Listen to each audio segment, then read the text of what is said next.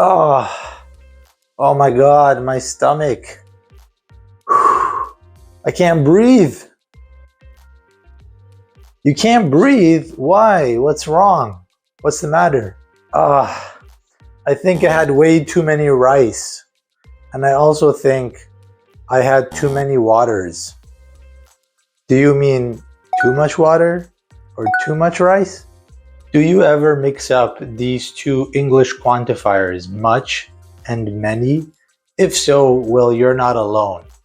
Let me break down for you how to properly use much and many. We use many with a noun that we can count.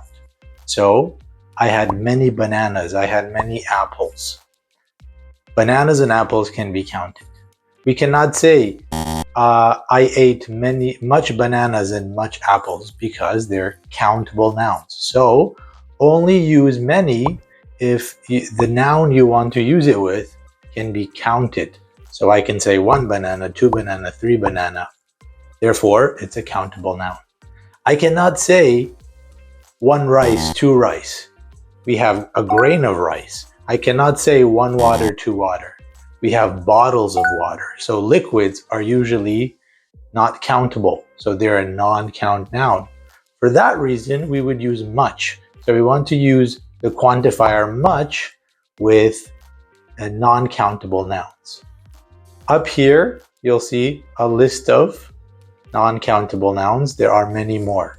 I hope this video has been helpful in clarifying when to use much and when to use many. If you want me to do a more thorough and in-depth video, a longer video on this subject, there are many other English language quantifiers like much and many other words that we can use when we are trying to count words or count nouns in English.